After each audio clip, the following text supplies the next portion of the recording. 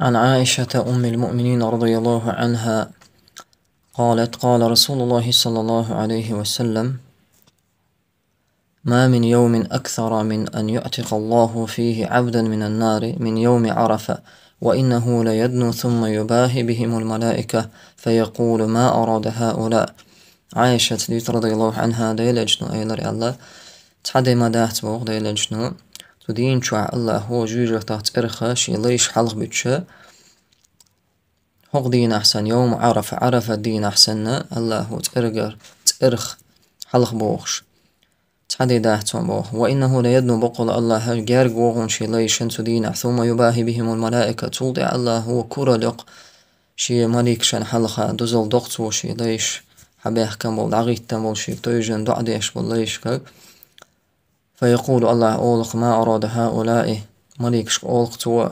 هلوش بو هو عال شو يقاق نيخ أولي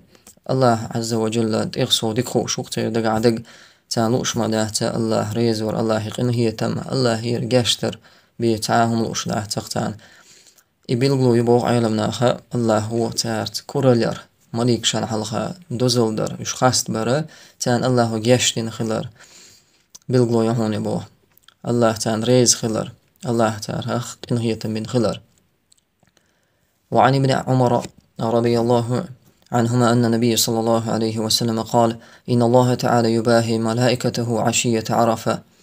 بأهل عرفة فيقول: انظروا إلى عبادي أتوني شعثا غبرا. قيتش وق ابن عمر سديسن دلشت الحديث على لجنة صلى الله عليه وسلم لجنة بوخ إن الله تعالى يباهي بقول لقسيل عوض الله وكرة لحوناشي مليك شن حلقة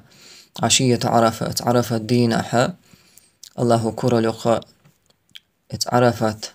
لامتع حباح كان بولش بول دعيتن بول ناخ تاني